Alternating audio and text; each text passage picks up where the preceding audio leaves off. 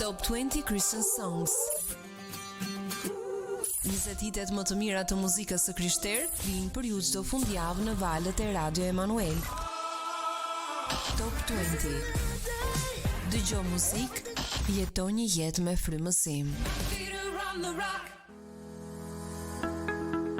Rikthehemi në studio mirë pas hapësirës së parë muzikore që startonte programin Muzik Plus në ditën e sotme. Jemi së bashku miq drejt për së drejti në valët e Radio Emanuel dhe në këtë moment është bashkuar në studion e programit Muzik Plus Gerta Bandilli, mësuese, shkrimtare, autore dhe mësuese dhe je shumë mirë.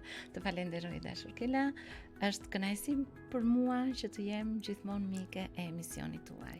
Dhe ju përgëzoj për këtë emision kaq të bukur. E ndjek her pas here, kur kam kohë e ndjek. Të falenderoj. Dhe madje kur ju ftoni miq të mi e ndjek dy fish me kënaqësi. Të falenderoj dhe vlerësoj vërtet shumë. Jeni gjithmonë e gatshme për të qenë pjesë e programit Muzik Plus, për të përcjell mesazhe shumë të rëndësishme, sepse patjetër përmes radios ne jemi një zë më shumë në lidhje me tema shumë delikate, tema edhe problemet të cilat ne i hasim në përditshmëri. Prandaj sot ne do të flasim më tepër jo vetëm në kuadër të asaj se çfarë na kujton dita e alfabetit, por edhe gjithçka që lidhet me gjuhën, me komunikimin, shkrimin, mënyrën se si jemi duke edukuar mbi gjitha brezat e rinj, duke qenë se ju jeni në kontakt vazhdueshëm me ta ditë pas dite. Prandaj së pari dua t'ju pyes se çfarë simbolizon për ju dita e alfabetit, a është vetëm një fest shkronjash? Apo pse jo një rikujtim i mënyrës se si fillon formimi i mendjes? Jo vetëm për mua, po unë besoj që dita e alfabetit është një ngjarje e rëndësishme e historisë së këtij vendi, të këtij populli. Pse them e rëndësishme? Sepse që kur fenikasit shpikën shkrimin një fonem, një shkronjë, alfabeti ishte përhapur në shumë popull. Shumë popull kishin alfabetin e tyre për të shkruar. E kishin grekët, e kishin latinët, e kishin slavët, e kishin turqit. Mjerisht ne shqiptarët nuk e kishin. Dhe për këtë ne shkruanim ose me shkronja greke jugu i Shqipërisë, ose me shkronjat latine veriu i Shqipërisë. Aq më tepër që ne kishim të ndaluar mësimin e gjuhës shqipe në shkolla shqiptare. Po. Dhe duam apo s'duam, alfabeti është i lidhur me të mësuarin e shkronjave në shkollë. Sepse në shtëpi gjua mësoj, gjua flitej, gjua u ruajt, dhe unë nuk e di çfarë mrekullie ka shpëtuar gjuhën shqipe. Çfarë kokëngjeshur kanë qenë këta shqiptarë? Po, sa mirë e them kokëngjeshur në thonjza. Ka qenë këta shqiptarët që nuk u ndikuan nga 500 vjet pushtim turk, ndërkohë që shkollat në Shqipëri ishin thjesht ato mejtepet, se mejtep quheshin, shkollat pranë xhamive që përgatisnin vetëm ekonomat të thjesht për të mbajtur statistika në këto vende. Kështu që patjetër që dita e alfabetit ishte një ngjarje shumë e rëndësishme, edhe jo vetëm se shqiptarëve ju dha një alfabet, ju dha alfabeti Perëndimit. Mund të zgjidhnin ata burra të mençur që u mblodhën aty në manastir, mund të bini në konsensus të jepnin çfarë do lloj alfabeti dhe prej asaj ngjarjeje do të dilej me një alfabet dhe dolëm me një alfabet perëndimor, alfabet latin. Çfarë do të thotë kjo për ne? Kjo do të thotë që dëshira e atyre njerëzve, vizioni i atyre njerëzve për të parë drejt perëndimit, për të parë drejt qytetërimit, sepse në atë kohë qytetërimet ndodheshin në perëndim. Po. Qytetërimi latin, qytetërimi frank, qytetërimi anglez, anglosakson, sakt. Domethënë, këto të gjitha ishin në perëndim. Atëherë tregon vizionin e këtyre njerëzve për të na çuar drejt perëndimit. Dhe është një fest për shkronjat, është më tepër se sa një fest për shkronjat. Është kujtesë kombëtare. Është kujtesë për të na thënë që ky është alfabeti ynë. Ne me këtë shkruajmë, me këtë lexojmë, me këtë i qasemi të menduarit, sepse një shqiptar mendon shqip. Po. Flitet që një gjuhë të huaj ke arritur ta mësosh më së miri vetëm nëse në E momentin mendon. që ti arrin të mendosh në atë gjuhë. Po. E po unë nuk mendoj që duke domethënë mund të njohësh një gjuhë shumë mirë, po në momentin që do të mendosh, të meditosh, të kthjellohesh brenda vetes tënde, Është e ti pasmangshme. drejtohesh gjithmonë gjuhës së nënës. Dhe gjuha e nënës është gjuha shqipe. Kështu që është, domethënë, është kjo lidhje midis alfabetit dhe të menduarit, sepse trurin shqiptarët e kishin. Shqiptarët shqip menduan, shumë erdhi shumë vonë. Më 1908 është shumë vonë për një popull të ketë alfabetin e tij. Ndërkohë që mendimtarët i ka pasur. Po. Mendimtarët i ka pasur, kanë shkruar në gjuhë të tjera.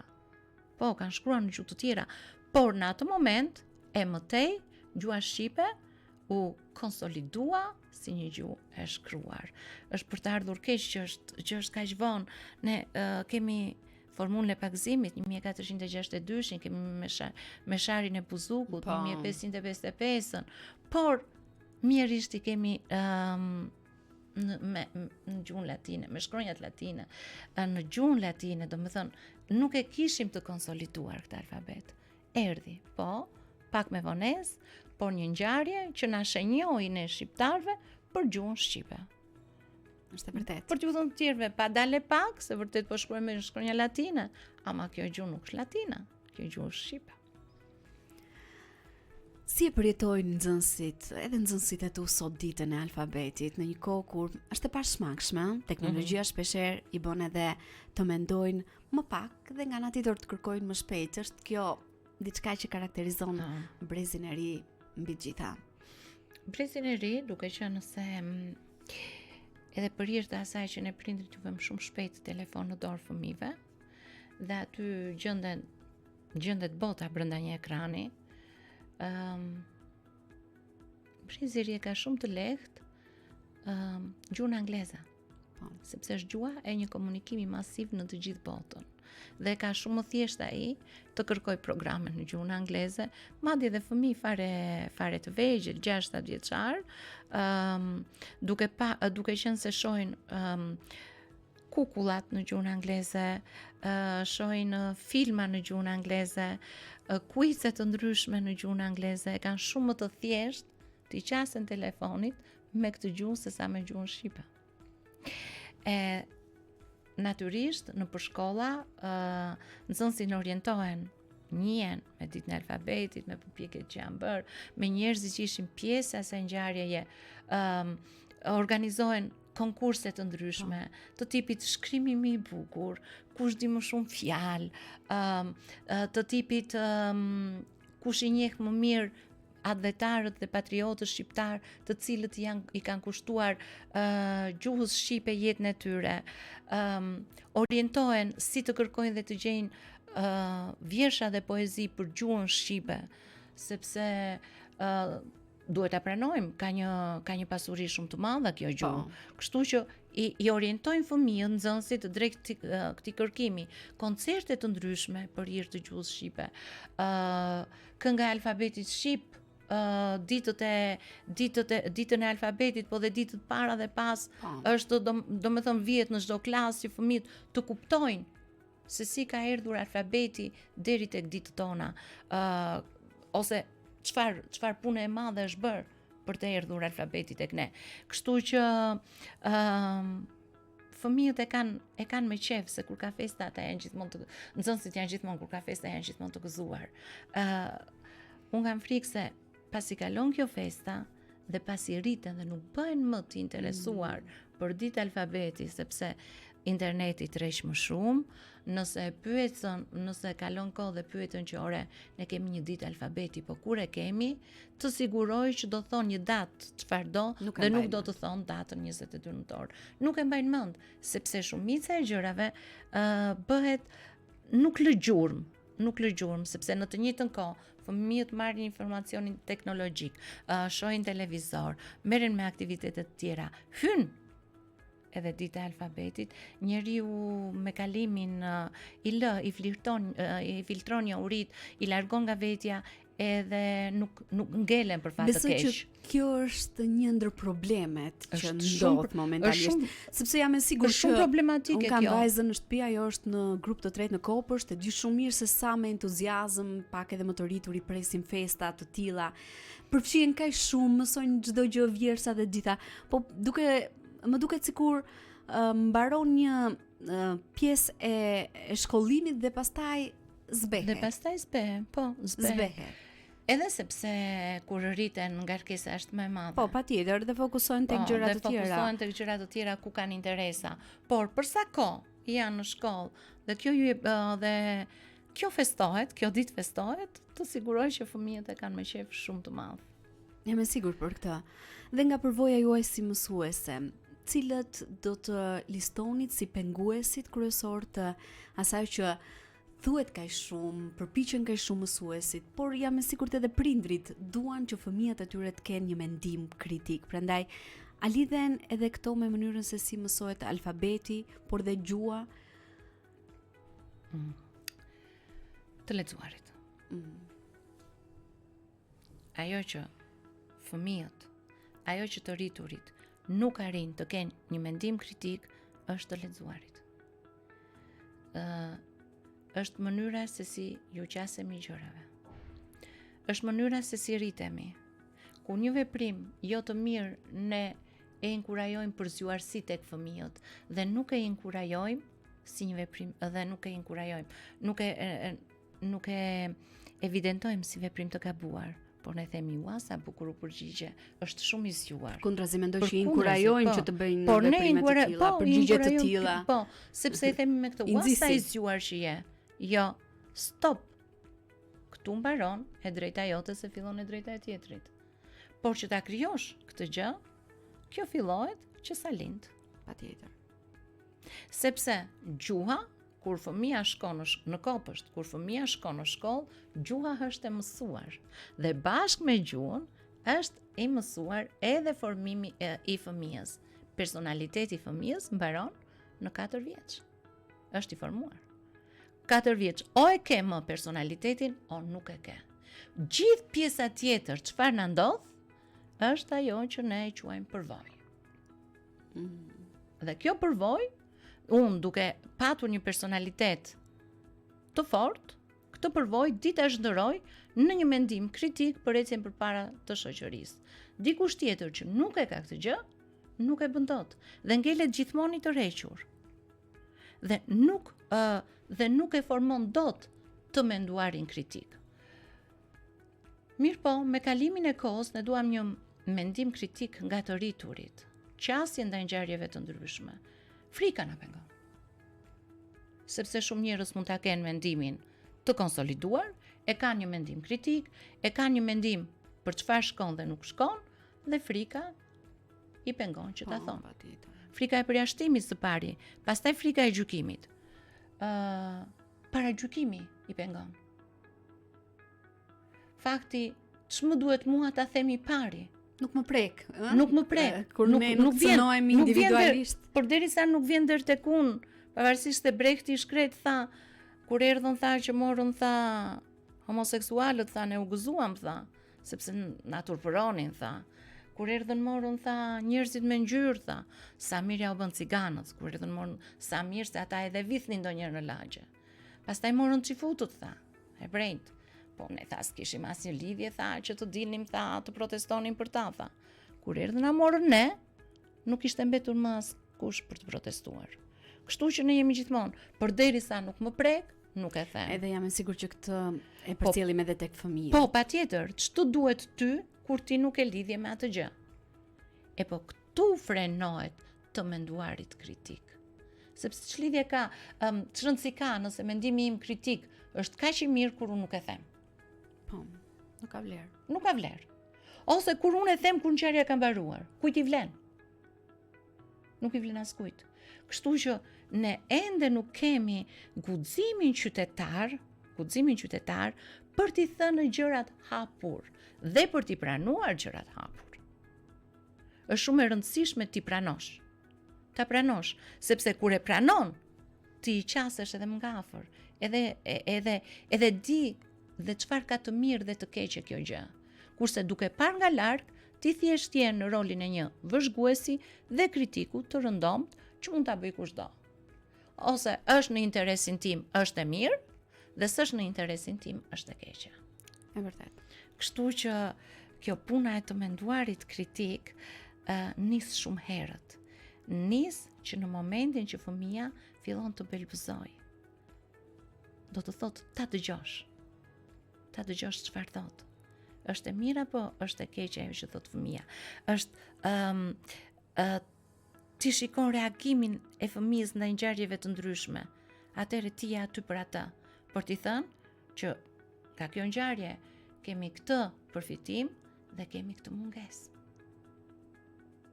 Duhet jemi pastaj edhe dëgjues të mirë, gjë që po, nuk patjetër, kemi. dëgjues të mirë. Po nuk e dëgjove një herë, 2 herë fëmijën, herën e tretë jam e sigurt që ai nuk dëshiron të flasë më. Sepse e kupton që nga ana jote nuk ka asnjë vëmendje. Prandaj janë këto virtytet njerëzore si guximi, vëmendja, thjeshtësia, dëshira për të qenë gjithmonë pozitiv, këto janë shumë të rëndësishme në formimin e njerëzit. Dhe po nuk i ke të fituara këto veti, të fituara këto virtyte, zor se arrin në një mendim kritik të konsoliduar. Ne do të vazhdojmë bisedën tonë në studio për të ndalur edhe më tepër tek kjo tematikë, e cila është shumë e gjerë, mund ta sjellim në këndvështrime nga më të ndryshmet. Ne patjetër jemi duke u ndalur, duke marrë spunto edhe nga dita e alfabetit, edhe tek mënyrat se si ju në eksperiencën tuaj si mësuese jeni në kontakt vazhdueshëm me nxënësit, edhe se si përpiqeni ta përcjellni më tepër mendimin kritik tek ta, aq sa i takon shkollës dhe rolit të saj. Patjetër ju e përmendët më së miri që familja ka një rol të rëndësishëm edhe në këtë aspekt, por do të kemi një shkëputje shumë të shkurtër muzikore për të rikthyer vetëm pas pak në studio. Kjo botë kërkon për një herosot, por më të madhin njohim ne, i plot fuqish mi mbret mi mbretën, sondimtar i kombeve, i cili mori trajt shërptori, dhe vdi që ne të gjejmë shpëti. Ne shpallim qartë, thërasim mezet lartë, ai është kampioni, fitimtar. Ne shpallim qartë, thërasim mezet lartë, ai është kampioni, fitimtar. I plot fuqishmi është heroi, nga zgjedhje dhe vdekjes na çliroi. Me Jezusin e s'kemi frikë më, djalli ikën para ti, drita e ti do shdrisë mbi kombe, me shtatrësi e do të vi. Ne shpallim qartë, thërasim mezet lartë, ai është kampioni, fitimtar. Ne shpallim qartë, thërasim mezet lartë, ai është është kampioni, fitimtar. Ai është kampioni, fitimtar. Rikthehemi sërish në studio, vazhdojmë bisedën në ditën e sotme me Gerta Vendillin dhe pak më parë Gerta solli këndvështrimin e saj, patjetër edhe shumë të gjërë në lidhje me mendimin kritik, me mënyrën se si fëmijët sot edukohen për të pasur një mendim kritik edhe se si duhet ta vejnë atë në zbatim, por dua t'ju pyes më tepër, mendoni se mësimi i alfabetit sot, duke marrë spunto edhe nga dita e alfabetit gjatë fundjavës, është më tepër mekanik se sa krijues, dhe si mund të kthejmë mësimin e shkronjave në një proces që patjetër inkurajon mbi të gjitha mendimin, edhe sidomos mendimin kritik. Për fat të mirë, ende kemi mësues që e kanë me pasion dhënien e mësimit. Që do të thotë, kemi mësues që kur i marrin ata fëmijët në klasë të parë, ca fëmijë të vegjël, ca fëmijë që tremben kur hynë në bankat e shkollës, ata tashmë vinë me shkronja të njohura që nga kopshti, edhe procesi mësimit të alfabetit tani bëhet më herët se sa 6 vjeç. Është e vërtetë. Po, fëmijët pak të mbrezi në klasë të parë tani, fëmijët alfabetin. 4-5 vjeçar tani janë me shkronja të mësuara. Dhe ndonjë fëmijë që është edhe më inteligjent, di edhe të lexoj. Di edhe të lexoj. Tani këtu në loj mësuesi që atë fëmijën që ende nuk ka arritur të lexoj, ta barazoj me atë që di të lexoj. Dhe nga ana tjetër, ky fëmija që di të lexoj, të mos mërzitet kur është në këtë ambient që ende shokët e tij nuk kanë arritur të lexojnë si ai. Unë jam e sigurt që domethënë mësuesi që unë njoh, kolegët që unë njoh, e bëjnë këtë punë me shumë pasion. Që të mos mbetet thjesht një punë mekanike, po të jetë një punë krijuese.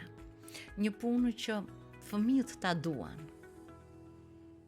Një punë që fëmijët t'i qasen si krijues, jo thjesht në atë rolin e nxënësit pasiv, thjesht ta mësojnë që kjo është shkronja P dhe kaq ta fiksojnë. Jo, ata t'i qasen duke bashkëvepruar dhe me nxënësit e tjerë. Edhe në formën e një gare, kush di më shumë fjalë me të shkronjë ose kush formon fjalinë më të bukur me të shkronjë, në mënyrë që të ndihen pjesë e lojës së mësimit, pjesë të mësuarit. Kështu që nëpërmjet këtij procesi, që është një proces shumë i gjatë, sepse të duhet që nga shtatori deri në fund të prillit ti të merresh me procesin e mësimit të alfabetit, e marrjes së shkronjave një nga një, dhe nuk janë pak, janë 36. Dhe pikërisht ky dhe ndrimi i metodave të ndryshme gjatë procesit të nxënit të shkronjave, përfshirja e të gjithë fëmijëve, krijimi i grupeve brenda klasës për të marrë me përgjegjësi të ndryshme në lidhje me atë çfarë po mësohet, i bën fëmijët që të mendojnë më shumë edhe të jenë më aktiv dhe ta duan më tepër këtë lloj procesi. Unë jam e sigurt që shumë për mos thënë të gjithë mësuesit e klasës së parë bëjnë këtë gjë. Për mua ata janë, nuk do ta thosha, domethënë sepse hero është fjalë e madhe, por janë të pasvendësueshëm. Janë vërtet ata që krijojnë besimin tek ata fëmijë në qasjen e tyre ndaj të lexuarit, ndaj bashkimit të shkronjave, se nuk mjafton vetëm ti njohësh, po duhet edhe ti bashkosh. Po nuk mjafton vetëm ti bashkosh, po duhet edhe ta lexosh fjalën, po dhe jo vetëm ta lexosh, po dhe ta kuptosh, dhe jo vetëm ta kuptosh, po dhe ta interpretosh. Kështu që shikoje, është një zinxhir, ka çfarë misioni? Është një, dhe këta janë vërtet misionar. Sepse bashkë me mësimin e alfabetit, bashkë me të mësuarin e alfabetit, mësojnë gjithë to hallka që i thash, po i mësojnë edhe besimin që ti ja del Po, patjetër është shumë e rëndësishme. Kjo është shumë e rëndësishme. Sidomos kjo është në shumë vitet e e rëndësishme. paratjetës. Dhe është shumë e bukur kur I thua që shiko, se ti tani, ti jo se nuk di e shqip, por ti tani gjuhën tënde di ta shkruash, di ta lexosh, ti ja dole. Ti ja dole ta bësh këtë. Dhe fëmia si do ndjet krenar për veten. Dhe duke u ndjer krenar në një proces kaq të gjatë që thash, ka kaq shumë mallka, edhe ka kaq shumë impenjim nga mësuesit, dhe jo vetëm kaq, nuk është vetëm puna në klasë e këtij mësuesi, por është edhe puna në shtëpi, ato rokjet lëvizore, ato shkronjat, ato bashkimet, ato mësimet për t'i përdorur në smart në një moment të caktuar, që fëmia të vihet përballë të dyja formave të mësimdhënies, edhe asaj ku inteligjenca artificiale tashmë ka hyrë dhe po hyn, por edhe asaj tradicionales. Nuk është që të përzjedh, është që të alternoj. Po, patjetër. Sepse të përzjedhësh është e vështirë. Të përzjedhësh varet nga shumë faktor, varet edhe nga dëshira e prindërve, se sa ata duan që fëmijët e tyre që në këtë moshë të lidhen me inteligjencën artificiale, të lidhen me ushtrime që zgjidhen direkt në smart dhe aty mbaron. Kështu që, por një lloj alternimi I bën këta fëmijë që ta prekin botën ashtu siç vjen, ashtu siç është e pashmangshme. Kjo është. Atëre shikohet domethënë çfarë misioni I bie mësuesit të klasës së parë. Çfarë vështirësie.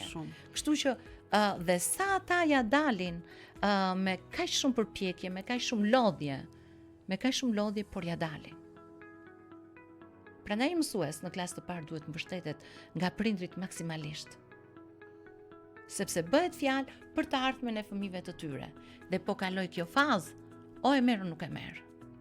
O e krijon atë besimin që ti mund t'ja dalësh çdo detyre shkollore që do të jepen, o do të ngelesh I friksuar përpara gjërave të reja që do të shfaqen në jetë.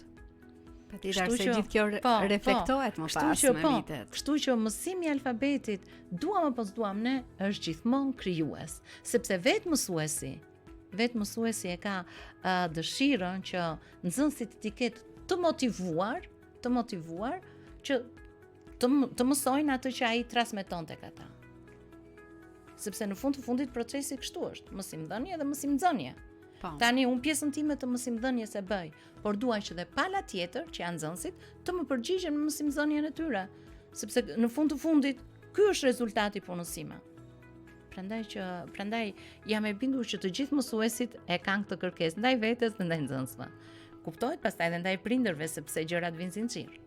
Është e pashmangshme. E pashmangshme, patjetër. Është bashkëpunimi shkollë, mjedis dhe familje. Duam apo s'duam Është domosdoshme. Po, është domosdoshme sepse ne kooperojmë në të treja këto mjedise. Kështu që duke kooperuar në të treja këto mjedise, në të gjitha vendet kemi role të ndryshme dhe në këto role ne duam që të jemi të suksesshëm. Është e vërtetë. Do t'ju pyes për diçka tjetër në lidhje me leximin. A ka ndryshuar roli I leximit në formimin e mendimit momentalisht edhe sidomos kur fëmijët e kanë më të lehtë të dëgjojnë në krahasim me leximin, e kanë më të lehtë të shikojnë, të dëgjojnë video të ndryshme sesa të kenë një libër përballë. Po, sepse tek në momentin që ti dëgjon, shikon, përfshin dhe cashqisa të tjera, kurse në momentin që je vetëm me librin dhe do duhet të përfytyrosh, nuk duam të lodhemi kaq. Megjithatë, e di si vjen kjo punë, ne themi kështu. Në kohën tonë kur ishim të vegjël, ne I përpinim librat, I hanim, I grinim, nuk linim libër pa lexuar. Por ishte I vetmi argëtim që mund të bënim. Nuk është se ne kishim qasje ndaj botës me mënyra të tjera. Edhe kishit zgjedhur librin. Po, dhe kishim zgjedhur librin, donim apo nuk donim, kishim zgjedhur librin. Edhe atëherë, jo se 100% të nxënësve të një klase lexonin, jo se 100% e shoqërisë lexonte. Leximet e atyre që nuk I kapte ky virusi të lexuarit, ishin leximet e detyruara shkollore. Ama këto ndodhnin. ama këto ndodhnin, sepse nëse nuk ishte lexuar vepra, mësuesi me pavarësisht dëshirës që ka që nuk do të vlerësoj negativisht, e vlerësonte nxënësi negativisht. Në fund të fundit ky ishte rezultati. Po, ky ishte rezultati i asaj pune. Unë të kam thënë të lexosh një vepër, nuk më duhet fare mua ku e ke gjetur temën, idenë apo personazhet, sepse këto ishin edhe në libra që kishin të bënin direkt me letërsinë. Mua më duhet sa ti e ke lexuar veprën dhe po mos e kesh lexuar një vepër letrare. Ti nuk mund të flasësh dot mendimin tënd rreth asaj vepre. Mirë po, me kalimin e kohës, koha e sotme, edhe sot lexohet. Kemi audiobook, dëgjojnë. Po. Të rinj të dëgjojnë libra të tërë në audiobook. Sepse është e solli teknologjia në këtë mënyrë. Lexojnë libra të duke i blerë në Amazon, i lexojnë aty, në platforma të ndryshme, i blejnë libra dhe i lexojnë aty. Por ky lloj të lexuarit të lodh. Tezoron. Po, të lodh. Dhe pasi lexon një libër ke nevojë për shumë kohë pushim. Sepse të janë lodhur syt nga ekrani, karezatimi i tij e ke mbajtur në dorë për një kohë të gjatë. Kur e ke mbyllur ka përzen dhe faqe të tjera se thua dal mund të shkoj drejt fundit që ta mbyll këtë gjë dhe nuk bën lidhjen e ngjarjes. Është tjetër gjë është që shumicën e veprave tani inteligjenca artificiale na i ka sjell të përmbledhura dhe dëgjoj një përmbledhje dhe din se kanë lexuar veprën. Nganjëherë një personazh që është negativ, thjesht duke pyetur chatin ta prezanton si personazh pozitiv dhe ti thua që shiko, kjo është kështu sepse e tha dhe chati. Ndërkohë që nuk është ashtu sepse të tjerë që kanë lexuar nuk kanë nxjerrë të përfundim. Kështu që leximi sot po përballet me sfida. Sfida që unë kam frikë se zoshtë do ka përzehen.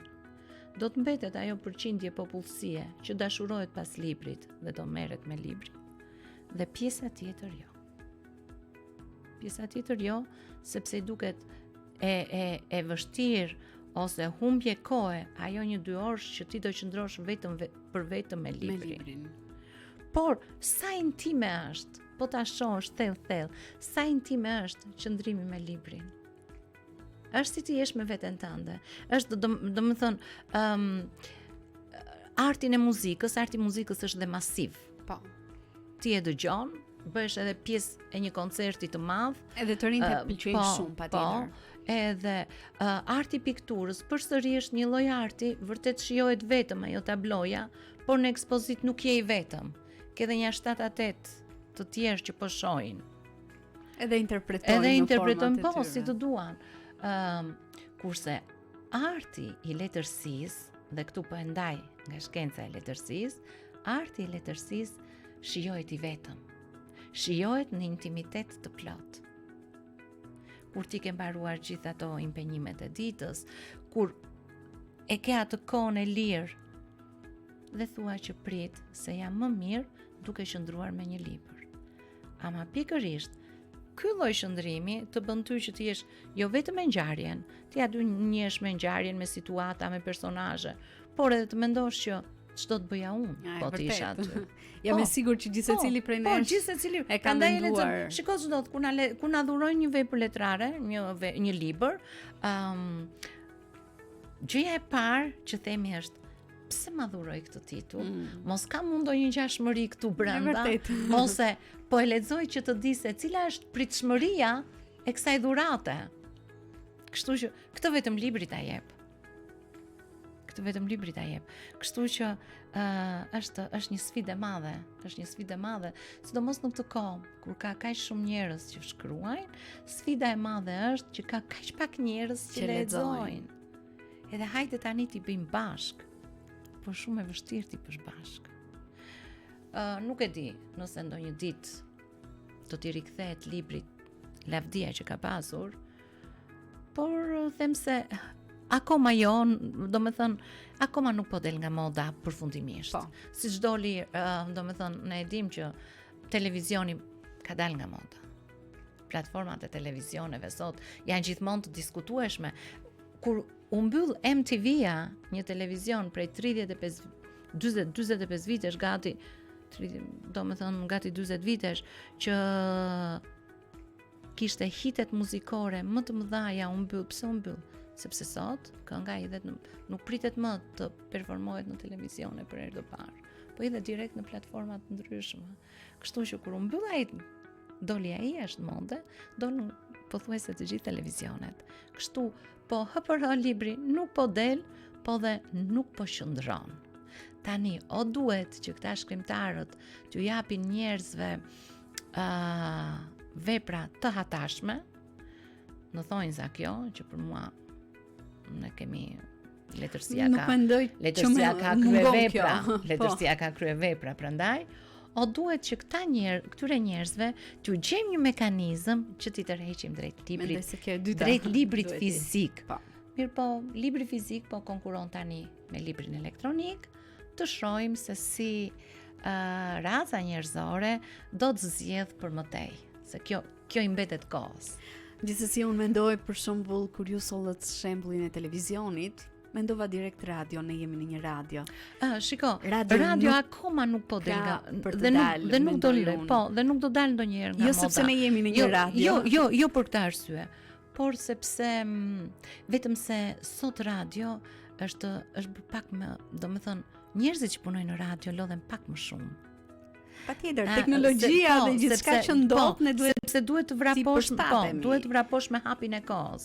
Duhet të jesh gjithmonë i pari në trend. Patjetër. Kurse është e konkuron më potreshin makina. Gjithmonë dëgjohet një radio. Ende dëgjohet radio dhe dëgjohet shumë, dëgjohet goxha. Kështu që, po mirë, momentin kur doli televizioni, tha, po shiko, tha se televizioni, tha, po e vret radion. Jo, nuk ishte e vërtet. Ecën paralel, por koha e njërit mbaroi sepse u sfidua nga një teknologji e re. Ndoshta dhe mbi gjitha në televizion gjithçka konsumohet shumë shpejt. Po, edhe kjo është konsumimi i shpejt i ngjarjeve, sot ngjarjet jepen shumë shpejt në radio, shumë shpejt në platforma, ende pa mbaruar ngjarja diku është dhënë e reja. Kështu që televizioni është pak i ngadalshëm në këtë pikë, se derisa të shkojë operatori, derisa të shkojë gazetari, ngjarja është përcjell. Ose të pritet orari edicionit për t'u thënë lajmeve, për t'u thënë, ndërkohë që gjithë njerëzit janë informuar me këtë gjë. Është një temë tjetër, kjo vërtet shumë interesante dhe shumë e gjerë, por le t'i kthehemi temës dhe diskutimit ton. Dua t'ju pyes në këtë moment se si e shihni lidhjen midis shkrimit të dorës, njohjes së alfabetit dhe zhvillimit të trurit, A u mbet diçka kur gjithçka bëhet digjitale për atë që ne jemi duke folur? Patjetër që u mbet, po. Ose më mirë, çfarë u mbet? Po. Unë jam i thare e shkrimit të dorës. Unë akoma vazhdoj të shkruaj librat e mi me shkrim dorë. Nuk e di, ai kur Gutenbergu bëri atë hapin e madh, revolucionin e shtypshkronjës, Mark Twain filloi të shkronte me makinë shkrimi. Ka njerëz që i apasionon teknologjia. Por unë nuk hyj tek ata njerëz. Unë e kam pak frikë teknologjinë. Jo sepse jam konservatore, por sepse zhvillimi shumë i shpejt bën që të kapërcehen shumë faza të cilat ne si shoqëri nuk i kemi kaluar. Dhe këtë boshllak, me se do ta mbushim ne? Kjo më frikson. Ai do të mbetet edhe madje mund të bëhet më i madh, mund të thellohet. Edhe kjo më trem. Pastaj pjesa tjetër, ne jemi një brez që jemi rritur me kaligrafin, me të shkruarit bukur.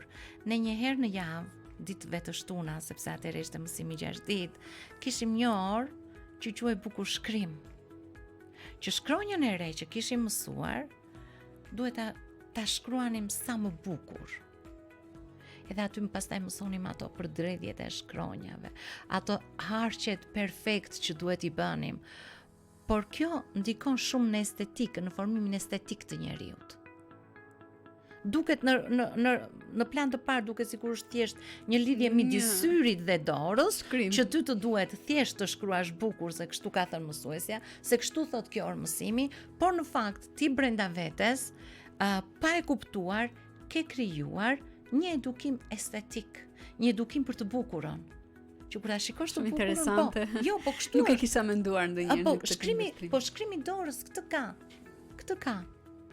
Domethënë që të bëj realizon edhe tjetrën për fytyrimin. Nëse ty të duhet të kopjosh një pjesë midis shkrimit me shkronja shtypi dhe shkrimit me shkronja dore, ti fillon dhe përfytyron. Por ndërkohë vë në punë edhe të lexuarit, sepse duhet ta lexosh dhe ta hedhësh atë që do shkruash. Domethënë, të njëjtës pjese i e qasur 3 herë. Nga ana tjetër, shkrimi dorës, këta psikologët, filozofët, i kanë ndihmuar shumë të njohin karakterin e njeriut. Thonë që një njeri me shkrim shumë të keq është një njeri shumë inteligjent dhe shumë i shpejt në mendimet e tij. Dhe shkrimi i keq është vetëm për faktin se ai duhet të nxitojë, nga që mendimet e tij janë shumë përpara se shkrimi dhe ai duhet të nxitojë. E kundërta, ose kur shohim dikë me një shkrim shumë të rregullt, themi po, ky ka pasur një jetë emotive shumë të qetë, sepse shiko sa bukur ka shkruar. Dhe besoj që secili prej nesh në këtë moment e bën një analizë me veten. Po absolutisht. Në lidhje me shkrimin. Në Japoni kam pasur një shkrim shumë të bukur, që ishte një shkrim faktikisht ishin vargje që shkruheshin në fletët e fshehura të Rashkës. Dhe duhet të bëje një shkrim shumë të bukur, dhe ajo dërgoi si një lloj mesazhi. Ti nuk ishe zarf, nuk ishe letër, askush nuk e dinte, po ti kishe shkruar në palat e Rashkës. Dhe do me thënë, praktikoheshin për atë lloj kaligrafie të veçantë që shkruajnë në Rashkë. Murgjit që duhet të kopjonin libra të tërë, që përdornin 2 ngjyra në fillim të kapitullit ose të shkronjës së parë të kapitullit, ngjyrën e kuqe ose ngjyrën e artë, zgjidheshin të gjithë që të kishin një kaligrafi të shkëlqyer dhe mundësisht të ngjashme me njëri tjetrin. Që mos bëj ai dallimi. Po, që mos bëj dallimi. Kështu që shiko sa i rëndësishëm ka qenë shkrimi i dorës për njeriu. Është edhe sot. Në klasë të parë fëmijët mësojnë me shkrim dore.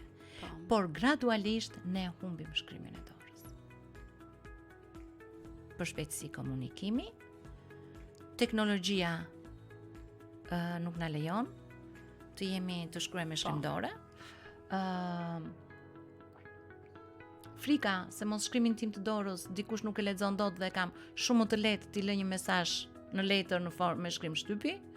Kështu që ka shumë gjëra që na bëjnë që ta humbim rrugës, por unë mendoj që këtu tani duhet të hyj pak përsëri në lloj shkolla. Për shumë kohë duhet të kemi një lëndë të gjatë, kur them të gjatë në shtrirje kohore, që nxënësit të vazhdojnë të shkruajnë me shkrim shtypi, të paktën në një lëndë, ose në një lëndë të veçantë. Ose për shumë në punët krijuese, ose në diktimet, ose në leximet jashtë klase të vihet kusht që të gjitha këto duhet paraqiten me shkrim dore. Nuk po them në projekte, sepse artimi i projekteve kërkon të futesh edhe mjetet digjitale, teknologjinë patjetër, por të paktën në këto, në mënyrë që të mos humbas. Në mënyrë që shkrimi i dorës të mos humbas. Është individualitet.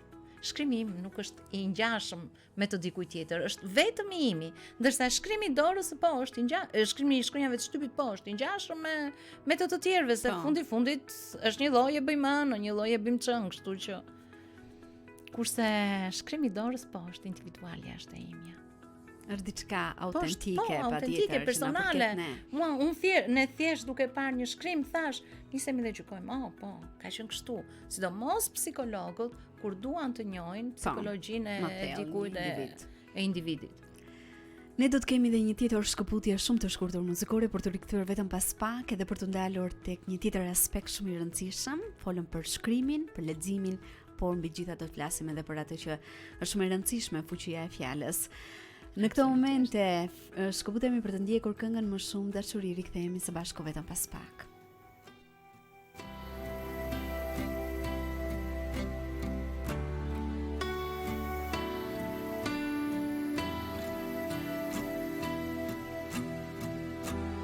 Më shumë dashuri, më shumë fuqi, më shumë prej teje në jetën time. Jezu, më shumë dashuri, më shumë fuqi, më shumë prej teje në jetën time. do të t'adhuroj me gjithë zemrën time, do të t'adhuroj me gjithë shpirtin tim, do të t'adhuroj me gjithë forcën time, se ti je Zoti, je Zoti, ti je Zoti.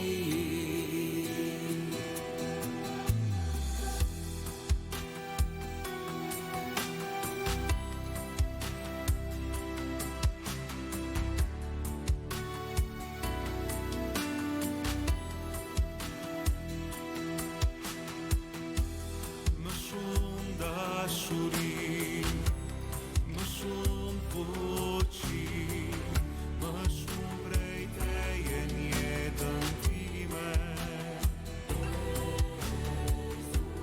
Më shumë dashuri, më shumë fuqi, më shumë prej teje në jetën time, do të t'adhuroj me gjithë zemrën time, do të t'adhuroj me gjithë shpirtin tim, do të t'adhuroj me gjithë forcën time, se ti je Zoti, je Zoti, ti je Zoti.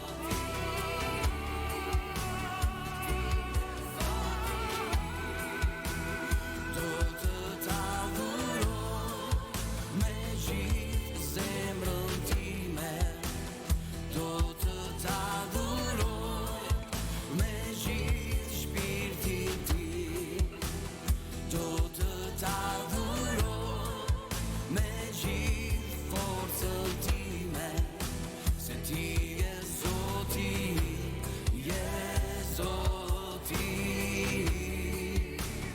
ti je Zoti.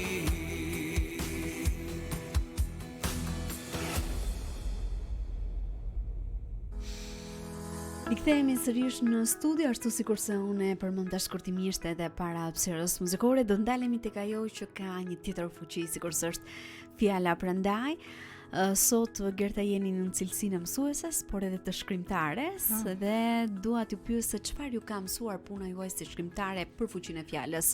A mendoni se fjalët sot përdoren më shpesh për të bërë zhurmë sesa për të menduar dhe për të përcjellë mesazhe të duhura? Si është puna, do me thënë e lidhur ngushtë me alfabetin, sepse duhet t'ua transmetoj të tjerëve, dhe e lidhur ngushtë edhe me alfabetin, sepse unë shkruaj. Do me thënë, unë ju jam shumë mirënjohëse atyre njerëzve që u mblodhën dhe thamë, po që të kemi një alfabet edhe për faktin se shkruaj, jo vetëm për faktin sepse u bëm komp, sepse u bëm do me thënë sepse patëm gjuhën tonë, por edhe për atë që unë shkruaj dhe përdor pikërisht këtë, alfabetin shqip. Mendoj se fuqia e fjalës është e madhe dhe e para ishte fjala. Njeriu e mban fjala.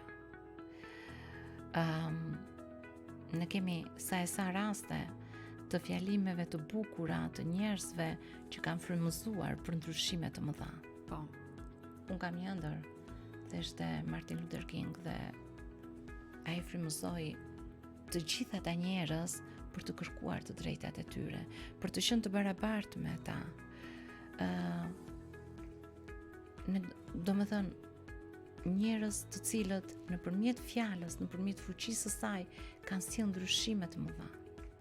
Dhe është pikërisht fuqia e kësaj fjale që është përdorur për të ndryshuar, për të qenë ndryshe, për të bërë progres.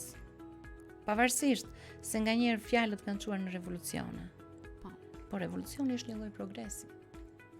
Dhe njerëzit kanë qenë të gatshëm të sakrifikonin për këtë lloj progresi, thjesht duke u frymëzuar për këtyre fjalëve. Kaq e rëndësishme është fjala. Po mos ishte kështu, ne nuk do të kishim ca shprehje për fjalën. Kur jep fjalën, therr dhe djalën, sepse ke dhënë fjalën, dhe fjala ishte e para, dhe njeriu mbahet nga fjala. Sot ka ndryshuar koncepti, themi jo, po mos i shiko fjalët, po shikoj një vepër, po një vepër e bërë vlen sa 1000 fjalë të thëna. Jo, vlen edhe fjala, se në momentin kur ti më jep fjalën, unë nuk të njoh ty nga mendimet apo nga prapa mendimet që ti ke brenda kokës tënde. S'mund ta njohim njeriu. S'mund ta njohim. Unë të njoh ty nga fjala që ti më flet. Nga mënyra se si më flet, nga mënyra se si më drejton atë fjalë. Nga korektësia që ti i shkon asaj fjale deri në fund. Ne paraprakisht bëm një bisedë dhe tham që në orën 11:05 unë do të jem përpara kelës. Por është fjala ajo që u tha, dhe është fjala ajo që u mbajt. Është e vërtetë. Kështu që është shumë e rëndësishme forca e fjalës. Tani vim tek forca e fjalës së një shkrimtari. Praktikisht, koha e sotme na bën shumë konfuz, sepse kemi shumë letërsi. Ne kemi shumë letërsi. E përmendët edhe më parë, kemi shumë shkrimtarë dhe shumë pak lexues. Shumë pak lexues, por kemi dhe shumë letërsi. Që do të thotë, sot ka ikur koncepti i vënies në një vepër letrare që është një vëllim poetik, apo është një roman, apo është një biografi, apo është një autobiografi, apo është një rrëfim. Shumë shkolla të perëndimit e kanë hequr apo këtë gjë nga kopertinat e librave. Që do të thotë që shkrimtarët sot qasen me mënyra të ndryshme dhe ti duhet të zgjedhësh mes fjalëve të tyre, ose duhet lexosh shumë autor që të mund të sitësh, por njeriu nuk ka gjithkohën e botës për të lexuar të gjithë autorët e botës. Po. Kështu që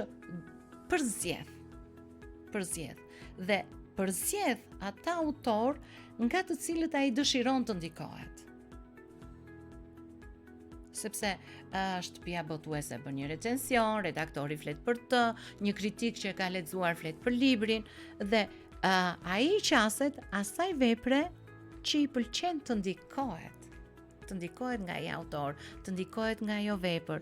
Kështu që është shumë e vështirë të krijosh lexuesin tënd sot, ama po e krijove e ke besnik. E ke aty gjithmonë. E ke besnik. Unë jam shumë falenderues gjithmonë lexuesve të mi dhe domethënë dhe komunikimet në inbox apo komentet e tyre janë patjetër impenjim për mua.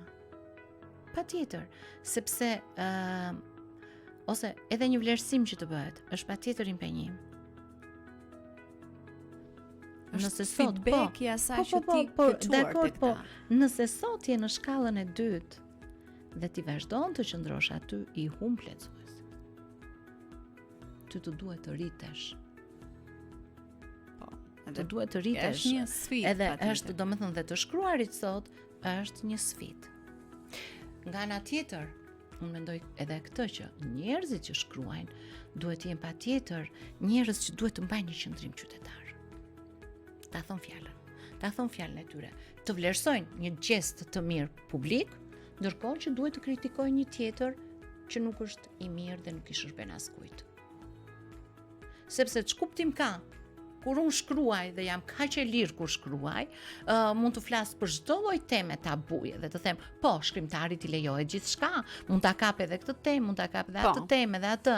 Por në libër, ama në jetën publike, unë nuk e them se unë jam një lloj qytetar si të tjerët dhe duhet ta mbaj gojën mbyllur për këtë. Nuk ka kuptim.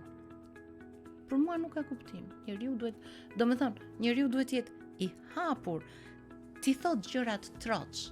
Jo vetëm në të shkruar dhe të thotë, shiko, se kjo është letërsi edhe mund të mos e merrni për bazë. Të lejon, letërsia të lejon. Letërsia të lejon. Letërsia të lejon të ysh në ca skuta që në jetën e përditshme janë tabu. Por, hajde ta shembim këtë tabu. Edhe këtë shkrimtari duhet ta bëj edhe jashtë letërsisë të tij. Është mendimi im. Unë nuk mund të ndryj në mendimet e njerëzve të tjerë. Dikush është nuk e pranon këtë lloj qasjeje. Dëshiron të flas vetëm nëpërmjet veprave të veta. Secili ka zgjedhjet e veta. Po nganjëherë ka libra që kanë zhurmë të madhe, që shoqërohen me një zhurmë shumë të madhe dhe ti thua që wow, po ç'është gjithë ky debat që lindi kjo vepër. Ndërkohë që kur e lexon, vepra mjerisht është një mediokre. Është një vepër që nuk përcjell mesazh. Por zhurma që ka ngritur është një zhurmë shumë e madhe. Ka sjell një polemik shumë të madhe. Ndërkohë që kur e lexon librin thua që nga e ka gjithë kjo polemik që ka ngritur mbi këtë libër. Po mirë, pastaj ai të gjesh të gjithë personat të cilët bazohen tek vepra duke e lexuar apo vetëm tek ajo zhurma e krijuar. Ka njerëz që ngelen vetëm tek zhurma, ka njerëz që ngelen tek zhurma, nuk është se njerëzit thellohen dhe i shkojnë deri në fund kësaj gjëje. Dhe ka edhe një gjë në shoqërinë e sotme, nëse gjëja nuk është se sjell përfitim, nuk është se i shkojmë deri në fund. Po. Ajo që ne thamë edhe më parë. Sepse duam shoqëria është një lloj shoqërie pragmatiste që e ka vrarë idealizmin. Kështu që patjetër e gjitha, domethënë, këto janë grupe interesi të caktuara që bëjnë zhurmë për një vepër që të tjerë e miratojnë ose jo në bazë të interesave të tyre, edhe pa e lexuar veprën fare.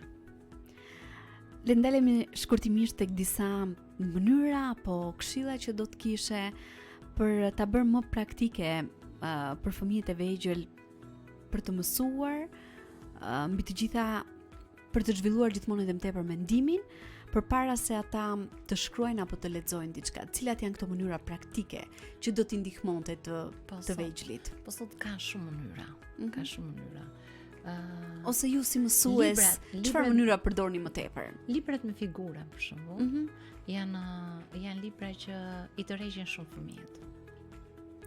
Dhe ti mund të paraqesësh një figurë dhe mund t'ju kërkosh fëmijëve të krijojnë një ngjarje. Fillimisht t'ju vën emra atyre 3-4, për shembull një lojë futbolli në një lëndinë dhe fillimisht ti ju kërkon t'ju vën emra atyre fëmijëve aty. Që këtu fillon nxitet të menduarit. Më po dale si do t'i quajmë? Do t'i quajmë si shokët e klasës apo do t'i quajmë si shokët e lagjes? Apo si siblingët që kemi në familje? Se dikush mund të dojë t'i vërë emrin e vllajt. Jo i thot tjetri, pse ti vësh ti emrin e vllajt, do t'i vë unë emrin e vllajt tim. Dhe që këtu, domethënë, ky lloj diskutimi nxit fëmijët që të krijojnë. I nxit fëmijët që t'i qasen formimit të një ngjarjeje. Që pastaj ti thua, po shiko, ne krijuam këtë ngjarje. Po dhe dikush, një autor ka krijuar një ngjarje. E lexojmë që ti krahasojmë? Dhe këto janë metoda shumë të bukura që i nxitin fëmijët që të mendojnë përpara se të shkruajnë. Nëse në figurë luajnë në futboll ata fëmijë, ata nuk do të thonë që ata janë duke ngrënë supë. Patjetër. Kështu që po sikur të ishin në një sallë lojrash, mund ta bënin këtë lojë, domethënë dhe që këtu fillon nxitja e të menduarit. Zhvillimi i imagjinatës. Sepse dhe kjo është shumë e rëndësishme. Pjesa tjetër është që fëmijët duan histori fani, histori të gëzueshme, histori gazmore. Edhe kjo është shumë tërheqëse për fëmijët. Ata fillojnë qeshin dhe fillojnë të imagjinojnë se si mund të ketë përfunduar kjo ngjarje. Edhe ti i thua që, shiko, ju do të shkruani tani si shkrimtar të vegjël fundin e ngjarjes. Dhe të mendosh se si ndjen ata kur marrin rolin e një shkrimtari. Dhe ti vë, po prandaj janë ca metoda të bukura si ruaje fjalën e fundit për mua apo karrige e shkrimtarit. Shumë interesante. Po, domethënë, sot në morinë e metodave të mësimdhënies mund të gërmosh dhe mund të gjesh sa të duash ato që ty të përshtaten në lidhje me klasën. Prandaj thash që sot mësuesit dhe unë jam shumë e bindur që e bëjnë. E bëjnë sepse duan këtë suksesin e punës së tyre për veten dhe për nxënësit. Nëse do të kishit mundësi të ndryshoni diçka në mënyrën se si mësohet gjuha shqipe sot, cilin element do të preknit që të nxjisni më shumë atë që ne folëm gjatë sot, mendimin kritik?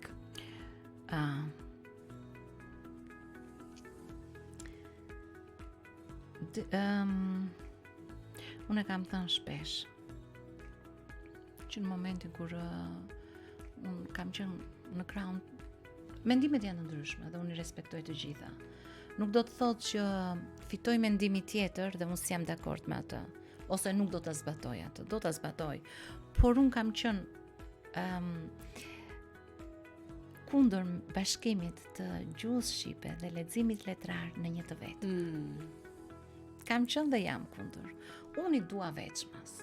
Jo pse ka qenë metoda ime e të mësuarit në rinin time, kanë qenë veçmas, leximi letrar më vete, gjuha shqipe më vete. Por sepse e shoh si edhe je rritur kështu në këtë mënyrë dhe ti prandaj e zgjedh. Nuk ka të bëj fare. Nuk ka të bëj fare. Por dua që qasja ndaj gjuhës të jetë thjesht qasja ndaj gjuhës. Dhe qasja ndaj letërsisë të jetë thjesht qasja ndaj letërsisë, për të kuptuar që të dyja janë shkenca të mëvetësishme, nuk janë një e vetme. Dhe gjuha duhet të marrë pak më shumë hapësirë. Parimi fonetik pothuajse është me 3-4 orë mësimore në vit. Jo, duhet të jetë më shumë. Dhe sidomos sot kur ne diskutojmë dialekte, kur ne diskutojmë gjuhë norm, kur ne diskutojmë standardin, kështu që dhe të gjitha këto janë bërë mbi parimin fonetik. Atëherë si ka mundësi që parimin fonetik ne i lëm kaq pak orë? Që është shumë i rëndësishëm. Është shumë i rëndësishëm. Kështu që mendoj që ka, domethënë, që këtu dhe kur ti qasemi veprës letrare nuk ka nevojë unë ta kem atë të bashkuar me librin e gjuhës. Po, mund të bëj dhe 2 vepra letrare në vit, nxënësi, ose 3, ama me ato 3 vepra letrare tu shkoj deri në fund. Shumë e rëndësishme. Është shumë e rëndësishme kjo. Për të mos i bërë gjërat përciptazi. Po, është absolutisht. Dhe për ta mbyllur, nëse do t'i linit fëmijët e sotëm me një mesazh për të shkronjave, cili do t'i ishte ai? Jam e sigurt që mesazhet që ju mund të keni janë nga më të shumtat për mësuesit, për prindrit, por unë zgjodha një mesazh për vetë fëmijët, të cilët ju besoni që ky mesazh apo kjo këshill do t'i ndihmonte të mendojnë dhe pse jo, të jetojnë më mirë. Të jetojnë fëmijërin. Të mos rritem para kohë. Ky është një mesazh. Pse e them këtë? Sepse ne fëmijët i rrisim para kohë.